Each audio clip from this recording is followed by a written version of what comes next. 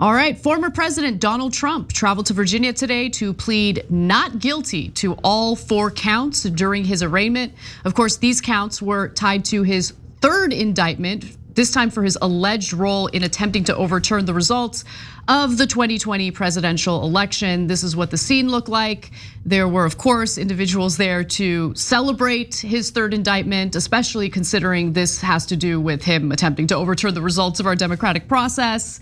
And there was even a group of people who broke out into a rock jam session. So that's kind of like what the scene was like. Based on reports, there weren't many Trump supporters there, but as you can see, there's heavy police presence. So in the immediate vicinity, I don't think a lot of people were allowed to be there. Now, with that said, I do want to go to the reaction from Trump immediately after his arraignment. And remember, he pleaded not guilty to all 4 counts. And when the press caught up with him for some chopper talk, here's what he had to say. Well, thank you very much. This is a very sad day for America. And it was also very sad driving through Washington, D.C. and seeing the filth and the decay and all of the broken buildings and walls and the graffiti. This is not the place that I left. It's a very sad thing to see it. When you look at what's happening, this is a persecution of a political opponent. This was never supposed to happen in America. This is the persecution of the person that's leading by very, very substantial numbers in the Republican primary and leading Biden by a lot. So if you can't beat him, you persecute him or you prosecute him. We can't let this happen in America. Thank you very much. Do you want these trials to happen before the 2024 election? Now, while Trump would like to believe that he is beating President Joe Biden by a lot in the polls, the latest New York Times Siena College poll has him in a dead heat. They are tied, which, to be quite frank with you all, is not a good look for President Biden and is concerning considering what the ramifications could be should Donald Trump actually get reelected. And I'll give you the details on that in just a moment, including some trolly moments from President Biden in just a moment. Cenk, your thoughts? Yeah, so look, there's some theatrics to this that I explained in a live video where Trump looks at Jack Smith, who's in the room 15 feet away from Jack Smith. The special counsel looks back at him. Trump does weird things like when they ask him his age, he says 77. 0077? No, that's called 77 here in America. Okay, so, but there's a huge part of this that's important. And this one is gonna be a little controversial. So mainstream media is always like, that's it, we got him. He's now, this is the one, right? And we haven't participated in that until now. I think this one could be really damaging to him, even among the Republicans. Why? Do I think the 37%, I know you guys discussed that, Anna, on a previous show, 37% of Republicans who are hardcore MAGA are going to leave him? No way, hell no. They're not even gonna look at the evidence in one way, in any way, shape or form. But look, especially, please let it be televised. Because especially if it's televised and they see witnesses, there's a lot of things that the establishment doesn't understand about Republican voters. One of the essential ones is that they don't have access to the same information we have, right? They keep assuming like, how could they know that Trump lost 60 cases in a row and didn't present any evidence and they still believe him? Because they don't know that. They don't cover it. I know that seems impossible to believe, but right-wing media has never covered those 60 court cases that he lost. Yeah. If they see with their own eyes, people going up on the stand going, no, we knew they were fake electors and we knew that he hadn't won the election, but we thought if we do the fake electors, well, then maybe we could subvert democracy.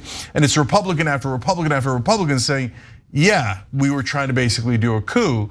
If that's the case, and if they manage to flip some of these folks, and they have already flipped a whole bunch of the fake electors, and they have damning evidence, which I think they do, but we're gonna have to see in trial.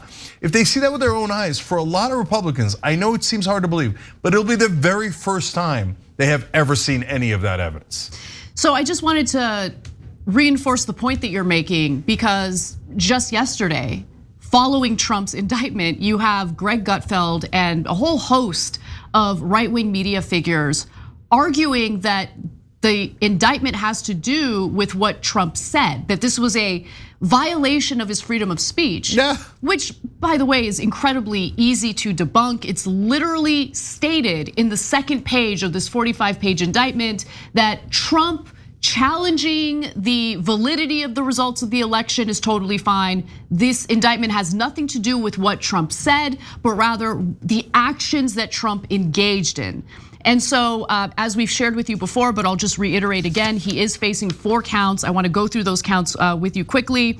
So he's facing a federal case brought in Washington this week by the special counsel. I'm sorry. So there are 3 indictments. This particular indictment, having to do with his attempts to overturn the results of the election, have 4 counts. And one of them has to do with the fact that he tried to interrupt the January 6th proceedings in which the Vice President Mike Pence was supposed to certify the results of the election. And luckily, even after the riots took place, Pence went back and managed to certify the election. Look, guys, I know they do ridiculous arguments all the time. And there's one, though, they really should be doing, and I'm surprised they're not doing. I'll help them out in a second.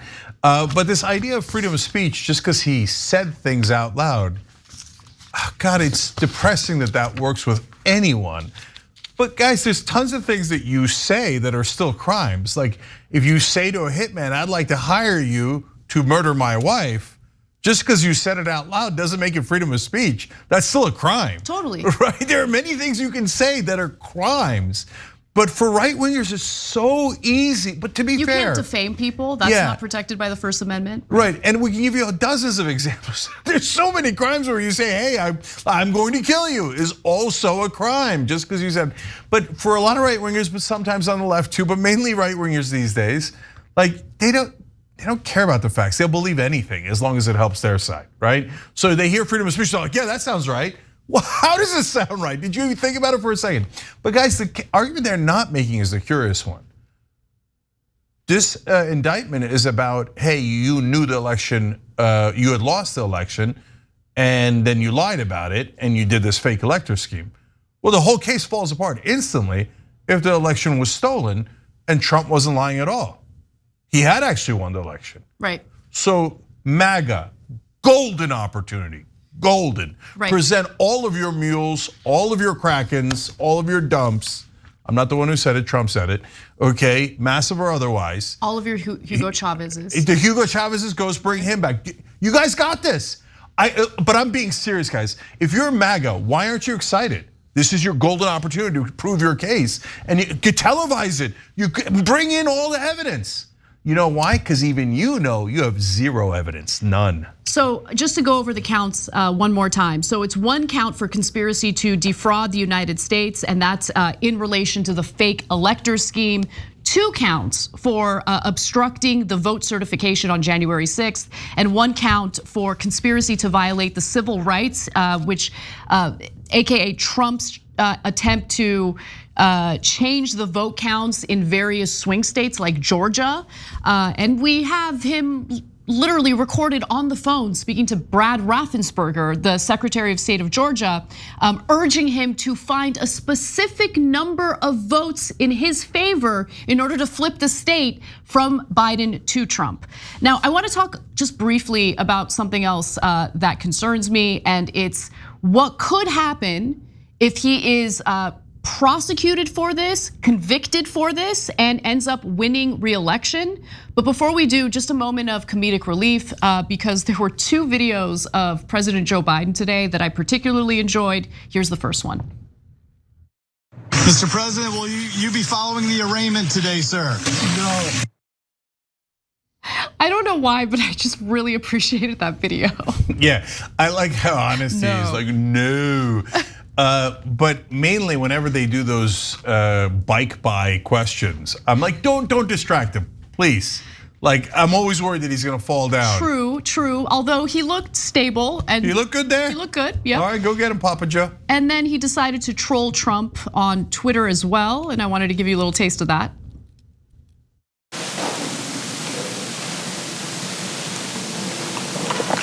I like my coffee dark. Okay, well done. Dark Brandon, makes an appearance here and there. I wish that was his typical state of leadership, but we don't really see him that often. What's acting interesting that way. is, so of course, MAGA has this alternate reality where Joe Biden's a super tough guy, and then that Dark Brandon is real, and he got Merrick Garland and Jack Smith to do all this. Internal reporting, take it with a grain of salt with all internal reporting, is that he was super frustrated with Merrick Garland. And he's like, was this guy a professor or a prosecutor? And the point is, he was not interfering, and he was super angry at Garland for not going forward, right? Now, look, there's conspiracies here which are not implausible about the timing, that now it's gonna be right in the middle of the general election, the trial is, right? So I don't know, man. All I know is Garland was super slow, and then Jack Smith came in and is an actual prosecutor and is getting things done. Right. But it appears that, for all his kidding around about Dark Brandon, Biden was on the sidelines, sitting there stewing at Garland for not going forward. So look, the one thing I'll say is, for Trump supporters to feel anger or frustration over the fact that this will take Trump away from the campaign trail during the election, I mean, they're justified in being upset about that. However, I would just implore you to consider the fact, if you feel that way, that Trump is the one who put himself in this position to begin with. 100%. Right? So look, and by the way, you voters are the ones that put him in the position to be your candidate. He's up by like 40 points, and you guys are the ones doing that. And so look, Jeff Zucker had that great line about when he was fired from CNN. He said, yeah, I did the thing they were accusing me of. So I handed them the gun, and then they shot me with it. And so that's what Trump's doing time after time. He's like, here's another gun, here's another gun, here's another gun. No, he shows up every single day with a massive bag, like a Santa-sized bag of rakes, just releases the rakes all around him and continues to like step in it. Like, that is who Donald Trump is. He is his own worst enemy. And I don't know, look, the reason why he's gotten away with so much is because his base is so loyal to him that other Republicans are terrified of them. So they provide cover for Trump, and Trump has had an entire life of entitlement where he has been able to engage in terrible behavior, in some cases breaking the law, but because of his power, because of his wealth, he's able to skirt the consequences. Sure, he might have to pay $25 million in a settlement after he defrauded students with Trump University, but $25 million, what's the big deal? He always finds a way to get out of any situation. But for the first time, it appears, and this is unprecedented, we have a former president facing 3 separate criminal indictments. And each case, we have seen evidence implicating him in these crimes. So guys, doesn't it matter what the facts are? So for a while, John Edwards was pretending to be the most progressive in one of the presidential campaigns. I never bought into it. You go back and check the tapes. But if you did buy into it, you like his policies, right? And then it turns out that he lied and cheated, not just in his having an affair on his wife, but it affected campaign finance, etc. Were we supposed to be like, I don't care about the facts? Nope, nope, nope. He was, the one that was claiming to be the most far left, so we support. No, it looked like to us he did it, and by the way, he got away with it. Ironically, his prosecutor was Jack Smith, and they lost that case. But why? Like, doesn't it matter at all that he did it, right? And to the Republicans, they're saying, like, for example, if he didn't do it, if there was something where they charged him and he wasn't guilty of it, I'd be like, no, that's terrible. Don't do that, because that'll destroy our justice system. People will lose faith in the system, and you should never cry wolf. If you cry wolf, it destroys your credibility on everything else. But Republican voters are saying very loudly and clearly so far in the polling that no, they don't care what the facts are. They don't care that he did it. They don't care that he stepped on 1,000 rakes. They say, well, he's our boy. And so we hate you guys, and he hates you guys, so we're sticking with him. But we'll see if that holds up, if a whole bunch of this evidence comes out in a way that is spectacularly public. But remember, most of this is gonna happen after the biggest primary states, and that is, it might be devastating for the Republican Party. Thanks for watching The Young Turks, I really appreciate it. Another way to show support is through YouTube memberships. You'll get to interact with us more. There's live chat emojis, badges. You've got emojis of me, Anna, John, JR. So those are super fun. But you also get playback of our exclusive member-only shows and specials right after they air. So all of that, all you gotta do is click that join button right underneath the video. Thank you.